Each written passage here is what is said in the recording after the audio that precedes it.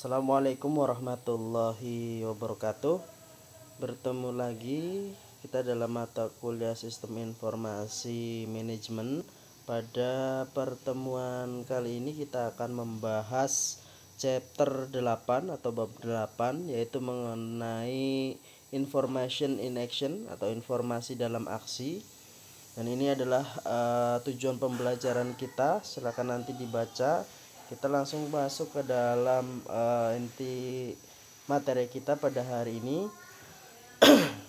Information as a critical success factor. Critical success factor atau CSF ini diciptakan oleh Ronald Daniel untuk mengidentifikasi berapa aktivitas kunci yang menunjukkan keberhasilan atau kegagalan untuk semua jenis organisasi.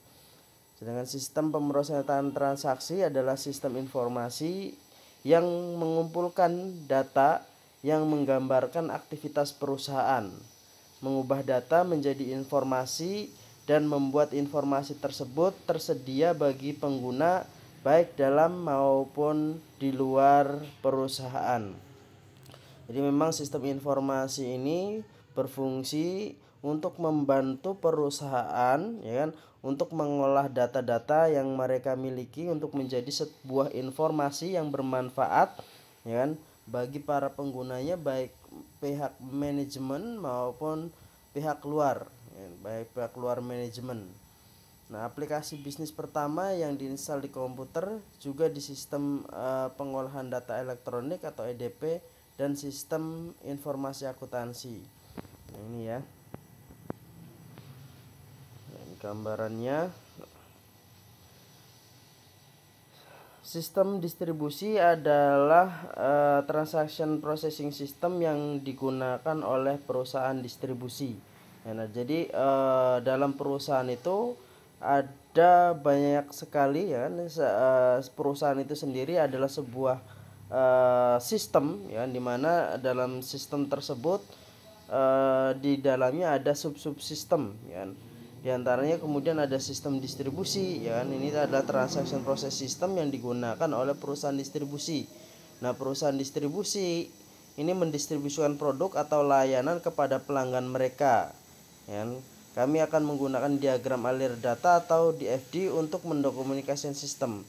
Nah, dalam perkembangan saat ini, ya kan, sistem distribusi ini sudah sangat modern, ya kan, bahkan sudah terkoneksi dengan mitra-mitra bisnis, ya kan, dengan unicorn, ya, kerjasama, ya kan. Jadi ketika kita misalkan melakukan suatu transaksi, ya kan, dengan Bukalapak, ya kan, kemudian kita ada di sana pengiriman barang, ya. Untuk pengiriman barang nanti kita bisa memilih, ya kan, layanan pengiriman menggunakan perusahaan apa yang menjadi mitra, ya, yang menjadi mitra. Kita bisa memilihnya dan kemudian kita juga bisa mendeteksi, ya kan, mendeteksi sampai mana, ya kan, proses pengiriman barang tersebut dilakukan, ya kan. Mulai dari pengiriman, ya kan, memasukkan ke dalam ekspedisi, kemudian masuk ke dalam transportasi, ya kan. Nanti sudah sampai mana barangnya nanti bisa dideteksi dengan sistem tersebut. Dan kita bisa mengetahui perkiraan barang kita nyampe saat kapan, ya kan. Kemudian akan diterima kapan. Sistem itu membantu, ya, membantu untuk memudahkan, ya, bagi baik bagi perusahaan maupun bagi pelanggannya, dan untuk mendeteksi sampai mana, ya kan, proses distribusi itu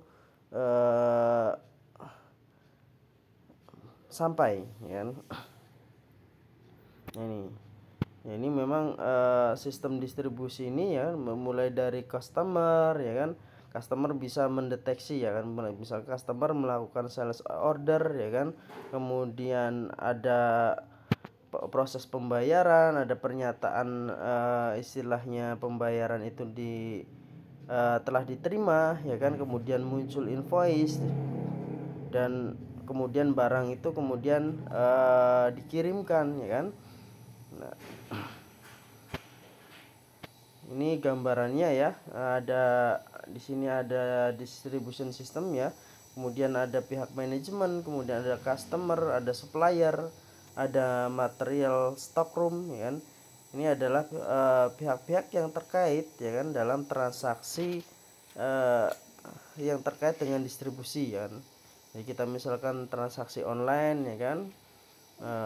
Di sini dengan adanya sistem distribusi ini ya memudahkan bagi manajemen, bagi supplier maupun bagi pelanggan ya untuk melacak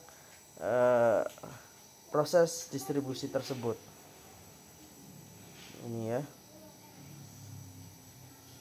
Kemudian major system of distribution system ya.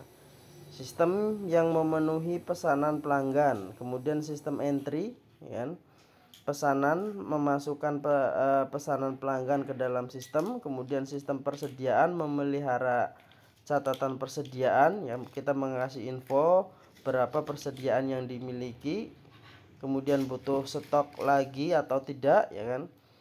Nah ini sistem sekarang ini sudah sangat berkembang ya, sistem sekarang ini sudah sangat berkembang. Bahkan ketika kita melakukan transaksi online ya kan pada suatu platform ya kan, kita itu bisa mengetahui ya kan, ketika kita mengklik suatu produk ya kan, kita bisa mengetahui berapa selain dari spesifikasi produk itu sendiri ya kan, kemudian berapa stok yang ada ya kan, kemudian kita misalkan kita mau beli berapa itu sangat memudahkan ya kan. Begitu juga dengan proses pengirimannya. Kemudian ada sistem penagihan yang menyiapkan faktur pelanggan kalau setuju untuk terima pesanan, kemudian ada stok ya. Kemudian siapkan faktur penjualan dan pembayaran ya, dan lain sebagainya ya kan. Ini saat ini sudah banyak diterapkan ya kan. Sudah banyak diterapkan. Kemudian ada sistem piutang mengumpulkan uang dari pelanggan, kemudian sistem yang memesan stok pengisian ulang, kemudian sistem pembelian menerbitkan pesanan pembelian ke pemasok untuk stok yang dibutuhkan ya ketika stok itu sudah habis misalkan, kemudian sistem penerimaan jadi menerima stok ya kan, kemudian sistem hutang dagang ya kan, hutang dagang melakukan pembayaran. Itu adalah subsistem dalam distribusi sistem ya kan. Ini kita lewat ya kan. Subsistem, major subsystem of distribution system ya, sistem yang melakukan proses buku besar. Sistem buku besar adalah sistem akuntansi yang menggabungkan data dari sistem akuntansi lain untuk tujuan menyajikan gambaran keuangan gabungan dari operasi perusahaan. Sistem ini membuat buku besar dari penagihan dan penerimaan stok. Kemudian buku besar adalah file yang berisi data akuntansi gabungan. Nah, sistem buku besar yang diperbarui mencatat catatan yang menjelaskan berbagai tindakan dan transaksi ke buku besar ketika ada transaksi-transaksi tambahan. Nah, sistem penyusunan laporan manajemen menggunakan isi buku besar untuk menyiapkan neraca, laporan laba rugi, laporan lainnya ya kan, untuk kepentingan para pengguna ya kan. Jadi ini adalah kita membahas dalam sistem akuntansi ya, di mana dalam sistem akuntansi tentunya kita ada proses journal entry ya kan, kemudian dari journal entry itu masuk ke dalam buku besar. Nah, dari buku besar ini kita menyiapkan neraca saldo ya kan, neraca saldo sebelum atau setelah penyesuaian, kemudian menyiapkan laporan-laporan keuangan ya kan, mulai dari laba rugi, neraca, kemudian arus kas, laba rugi ya, kemudian laporan perubahan modal, neraca, dan arus kas ya. dan laporan lainnya, catatan atas laporan keuangan. Itu adalah merupakan sistem juga, ya kan, sistem akuntansi.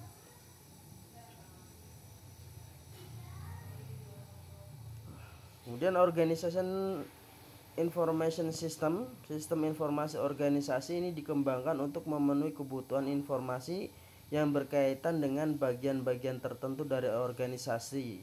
Nah, misalkan sistem informasi pemasaran menyediakan informasi yang berkaitan dengan kegiatan pemasaran perusahaan yang terdiri dari kombinasi subsistem input dan output yang dihubungkan oleh database, ya kan.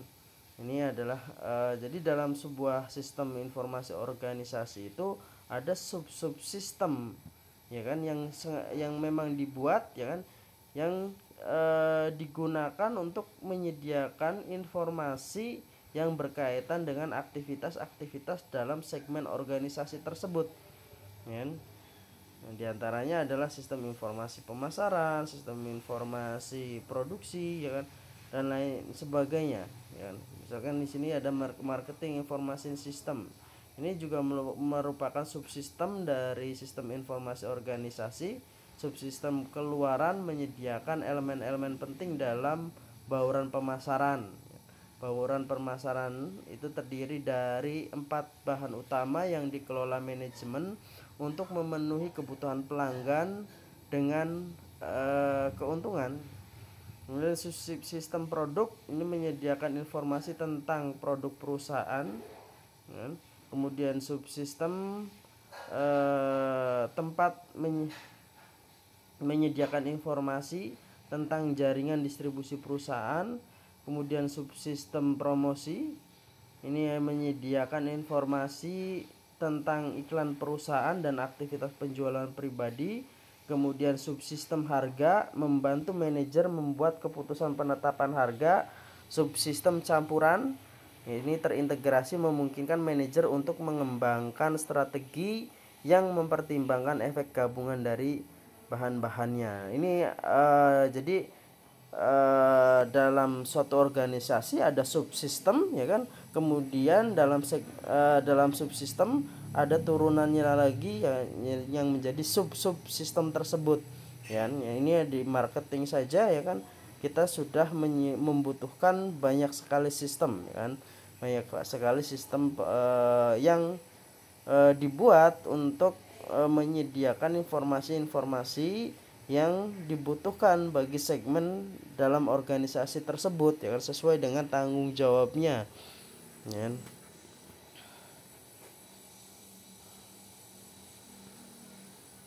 Masih terkait dengan marketing information system, ini basis data diisi dengan data dari 3 subsistem input dalam MKIS. Yang pertama adalah subsistem masukan atau input, ya.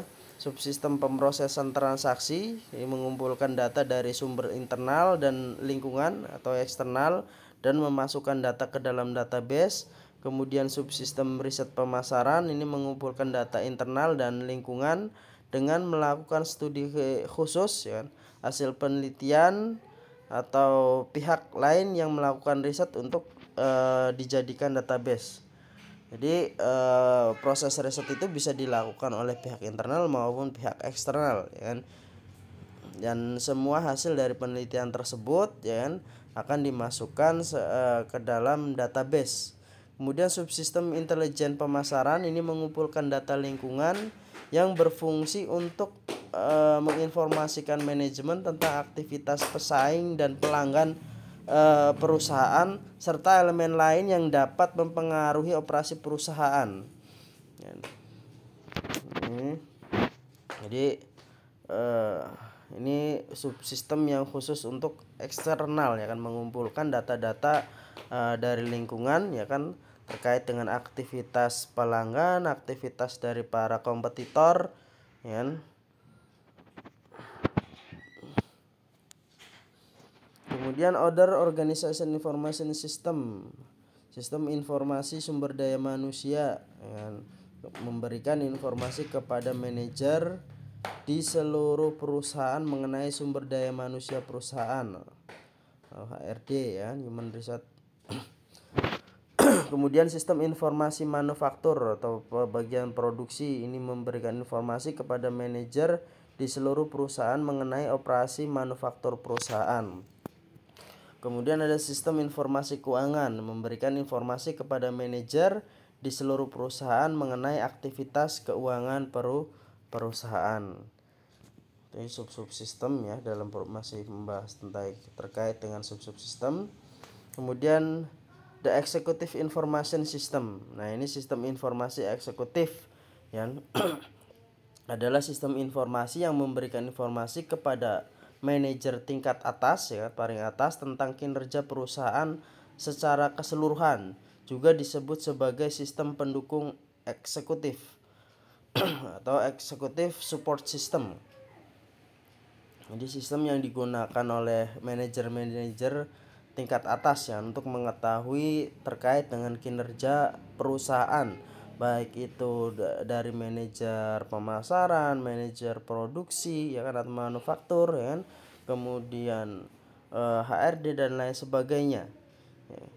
Kemampuan drill down memungkinkan eksekutif untuk menampilkan tampilan ringkasan dan kemudian berturut-turut menampilkan tingkat detail yang lebih rendah sampai eksekutif puas bahwa mereka telah memperoleh detail sebanyak yang diperlukan. Nah, ini sebuah sistem informasi yang baik adalah sistem informasi yang mampu menyajikan informasi yang akurat, relevan ya, yang dibutuhkan oleh pihak manajemen ya, dalam hal untuk pengambilan berbagai keputusan perusahaan.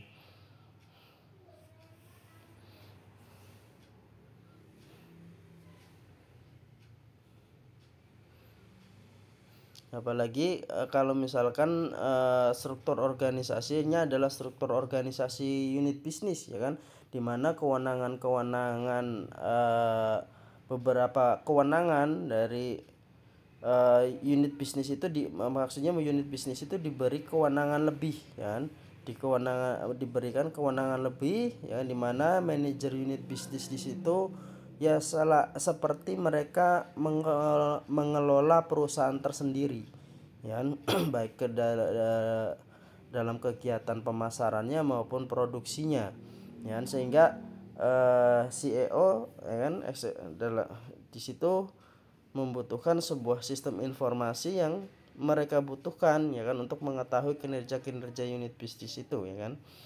Kemudian ada customer relationship management.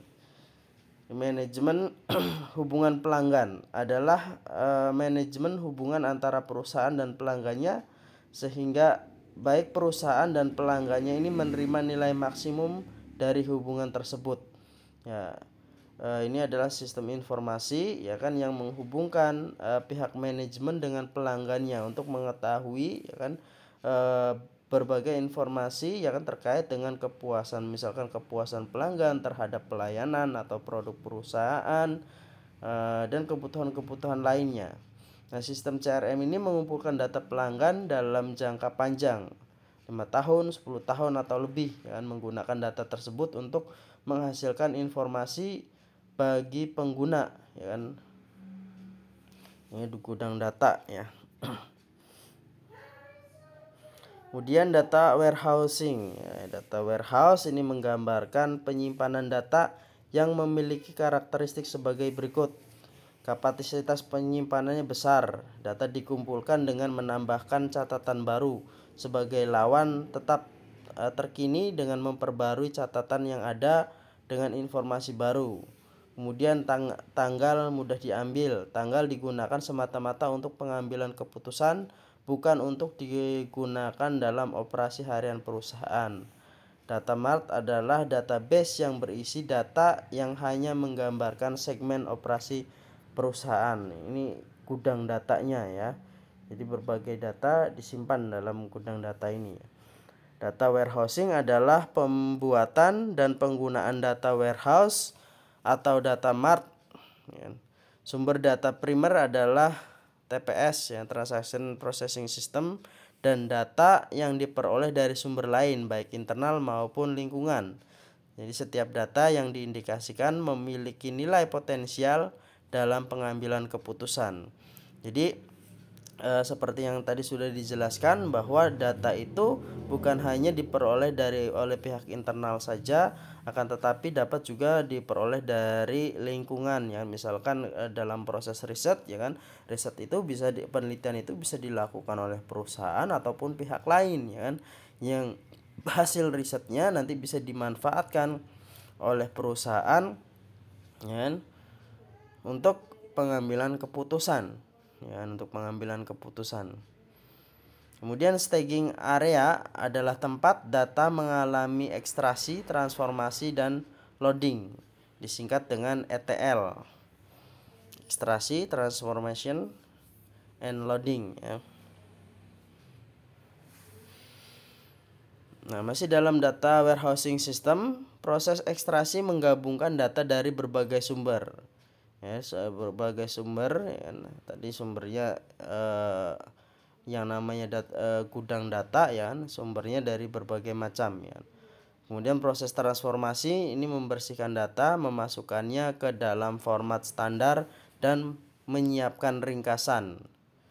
Data disimpan dalam bentuk detail dan ringkasan. Kemudian proses loading melibatkan pemasukan data ke dalam gudang data warehouse. Metadata, data tentang data ya, data yang menjelaskan data dalam penyimpanan data ya. Kemudian melacak data saat mengalir melalui sistem gudang data.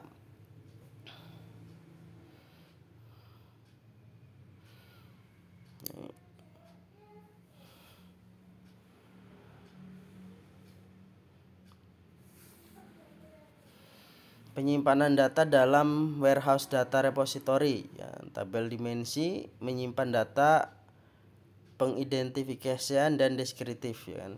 Jadi dalam sistem informasi ya kan, itu seperti halnya kita melakukan proses input ya kan.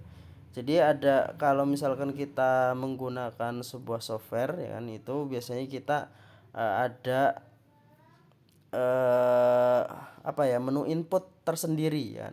Menu input tersendiri ya kan, terkait dengan data-data apa saja yang harus diisikan ya kan. Kemudian data-data tersebut akan dirangkum ya kan, biasanya dalam bentuk tabel ya kan, dalam bentuk tabel yang nanti akan memudahkan kita ya kan, dalam hal membaca data tersebut ya kan, dan dalam hal untuk mengidentifikasi ya, dan mendeskripsikan data tersebut. Dimensi memberikan dasar untuk melihat data dari berbagai perspektif atau dimensi. Tabel fakta adalah tabel terpisah yang berisi ukuran kuantitatif suatu entitas. Kemudian dikombinasikan dengan data tabel dimensi ya, berbagai analisis dapat disiapkan ya. Pengguna dapat meminta informasi yang melibatkan kombinasi dimensi dan fakta.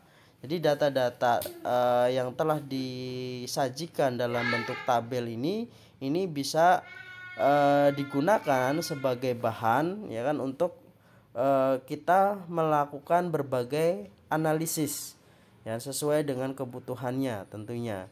Nah, nanti tinggal kita menggunakan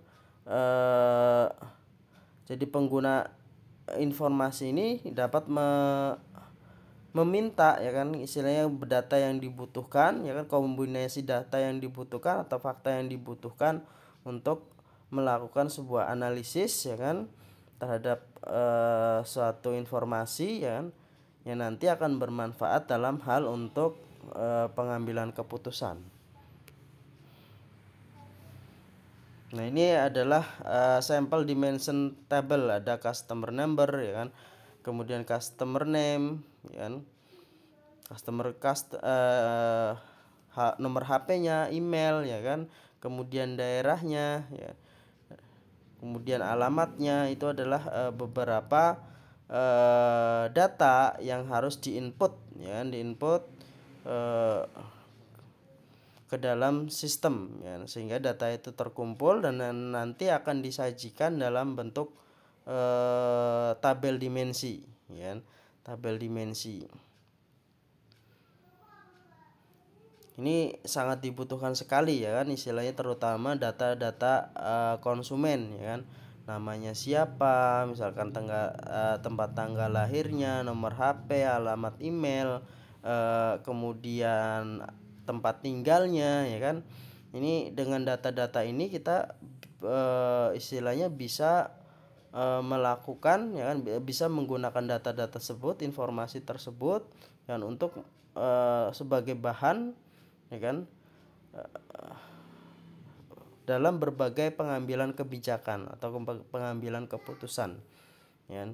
Misalkan terkait dengan aktivitas pemasaran, ya kan, nanti kalau kita memiliki data, ya kan, kira-kira customer kita istilahnya kebanyakan tinggalnya di wilayah apa, ya kan, yang paling banyak, ya kan? Yang paling sedikit di mana. Nah, dari situ kita bisa istilahnya melakukan analisis, ya, kalau misalkan mau melakukan pemasaran, ya, dengan data tersebut itu bisa menjadi bahan pertimbangan, ya. Apalagi kalau kita misalkan sudah mempunyai nomor telepon pelanggan, ya kan, kita bisa menghubungi, ya kan, lewat nomor telepon, lewat email dan lain sebagainya, ya kan. Itu untuk menjaga hubungan antara perusahaan dengan pelanggannya.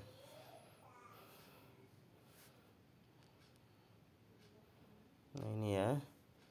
Nah, nanti kita bisa melihat, ya kan, bisa melihat beberapa sampel fakta tabel, misalkan actual sales unit, budget sales unit, actual sales amount, ya kan. Dan banyak data-data yang lain, ya kan, yang bisa kita peroleh dari data-data tersebut, ya. Kita bisa mengetahui juga dengan kalau kita misalkan punya data konsumen, ya kan, kita bisa mengetahui mana yang konsumen besar, mana yang konsumen kecil, ya kan. Maksudnya konsumen yang partai, ya kan. Kalau misalkan ada konsumen atau ada pelanggan kita, ya kan, yang sudah menjadi pelanggan lama, kemudian lama tidak melakukan transaksi, kita juga bisa menggunakan akses informasi tersebut, ya kan, untuk memelihara pelanggan-pelanggan kita, ya kan. Kemudian storing data. Paket informasi mengidentifikasi semua dimensi yang akan digunakan dalam menganalisis suatu kegiatan tertentu. Skema bintang untuk setiap dimensi. Kunci mengidentifikasi dimensi dan menyediakan tautan ke paket informasi yang menghasilkan struktur yang mirip dengan pola bintang. Repositori data gudang berisi beberapa skema bintang. Satu untuk setiap jenis aktivitas yang akan dianalisis.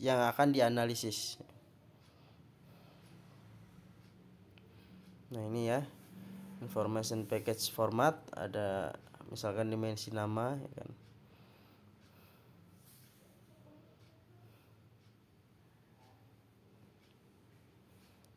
Contohnya silahkan dipelajari, ya.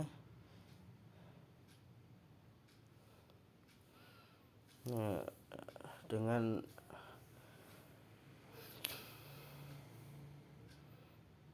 kemudian information delivery, ya.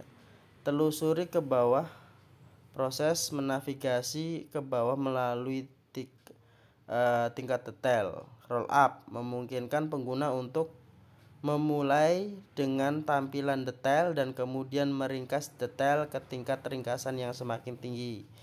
Kemudian telusuri perpindahan dari satu hierarki data ke hierarki data lainnya. Kemudian telusuri melalui dari tingkat ringkasan ke tingkat detail terendah. Ini terkait dengan informasi.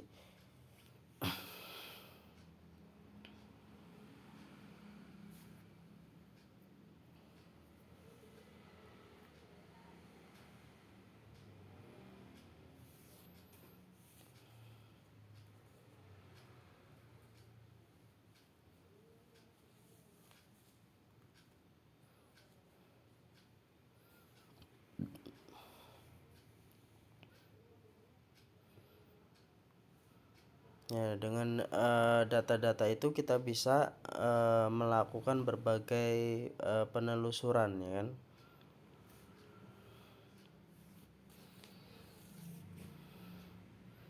Kemudian ada OLAP, Online Analytic Processing, ya kan, atau pemrosesan analitik online. Ini memungkinkan pengguna untuk berkomunikasi dengan gudang data baik melalui GUI atau antarmuka web, ya, dan dengan cepat menghasilkan informasi dalam berbagai bentuk termasuk grafik, ya. Nah, ini dengan perkembangan jaringan, ya, misalkan contohnya jaringan 2G, 3G dan 4G itu ada masing-masing ada kelebihannya, ya kan, ada kelebihannya. Dulu kita melakukan komunikasi itu biasanya misalkan hanya bisa SMS dan telepon saja, ya kan, ketika eranya 2G. Kemudian eranya 3G kita bisa meningkat lagi, ya kan. Kita bisa melakukan video call, kemudian melakukan transaksi online dan lain sebagainya. Ya, kemudian berkembang lagi 4G, ya kan, kita bisa melakukan conference, ya kan. Jadi melakukan aktivitas-aktivitas yang dimana informasi itu bisa lebih cepat kita dapatkan dalam berbagai bentuk, ya kan, baik tulis, baik gambar, baik video, ya kan, ataupun ya kita istilahnya bertatap muka melalui online, ya kan, dengan menggunakan berbagai software atau aplikasi, ya kan, yang memungkinkan kita bertukar data, ya kan, dalam berbagai bentuk, ya kan. OLAP rasional atau ROLAP ini menggunakan sistem manajemen basis data rasional standar. Data ROLAP ada dalam bentuk detail. Analisis harus dilakukan untuk menghasilkan ringkasan, ya. Jadi data yang disajikan itu supaya dia memiliki makna, ya kan, makanya kita harus melakukan proses analisis, ya kan, untuk meringkas data tersebut untuk menjadi sebuah informasi yang bermanfaat, yang dibutuhkan, yang relevan, ya kan. Jangan dan terlalu menyimpan data berlebih juga tidak baik, ya kan. Yang baik adalah yang dikumpulkan itu adalah data-data yang relevan saja, ya kan. Multidimensional OLAP atau MOLAP ini menggunakan sistem manajemen database multidimensi khusus. Data MOLAP diproses terlebih dahulu untuk menghasilkan ringkasan di berbagai tingkat detail dan diatur oleh berbagai dimensi. Kemampuan ringkasan yang lebih cepat dapat menggunakan banyak dimensi, 10 atau lebih. Nah, ini.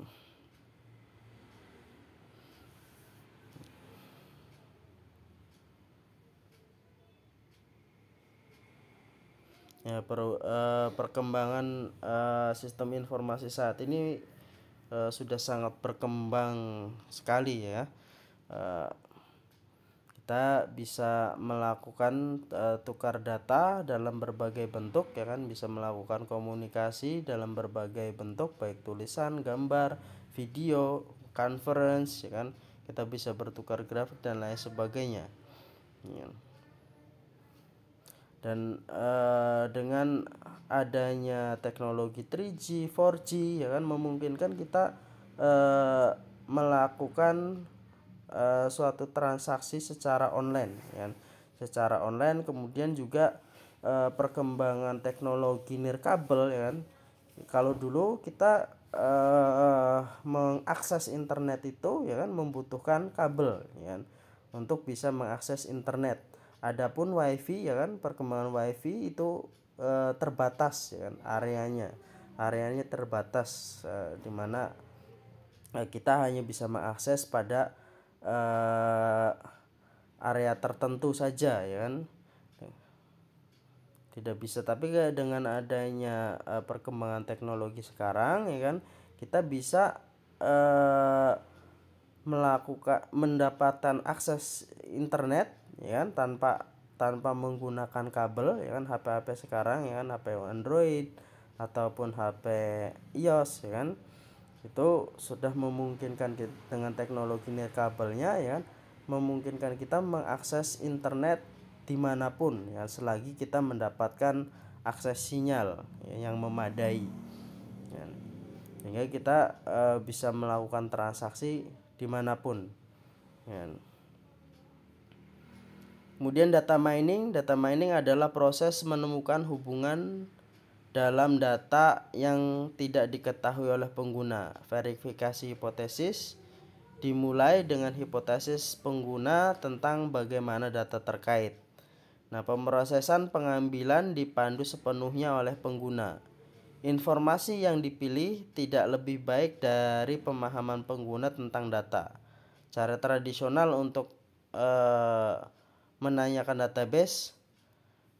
Nah, ini penemuan pengetahuan adalah ketika sistem penggunaan data menganalisis gudang penyimpanan data, mencari kelompok dengan karakteristik umum. Nah, ini data mining, ya. Data mining itu adalah proses menemukan hubungan dalam data yang tidak diketahui oleh pengguna. Ini verifikasi hipotesis mulai dari dengan hipotesis pengguna tentang bagaimana data terkait, ya.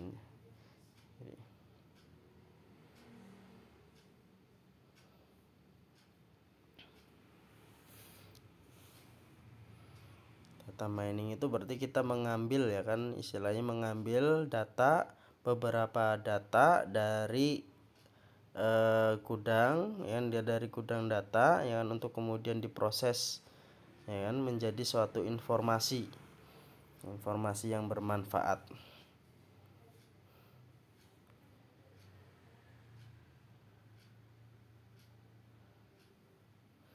Ya. Jadi itu slide kita tentang sistem information in action, ya. Informasi dalam aksi. Jadi informasi itu terbentuk dari data-data yang diproses, ya. Nah, dilakukan analisis, diringkas sehingga menjadi suatu informasi yang bermanfaat, yang sesuai dengan kebutuhannya.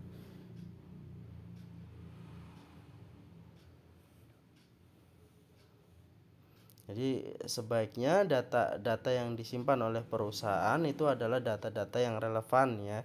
Kalau kita istilahnya menyimpan data, ya kan, secara berlebihan itu juga akan menjadi bias, ya kan, akan menjadi misinformasi, ya.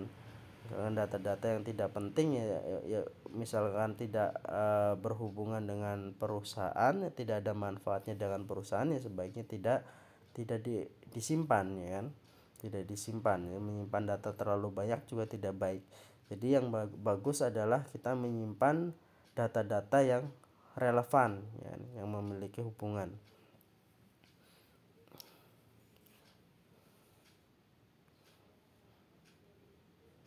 Ya, saya rasa itu saja materi kita pada kali ini tentang information in action dalam bab 8. Semoga bermanfaat. Assalamualaikum warahmatullahi wabarakatuh.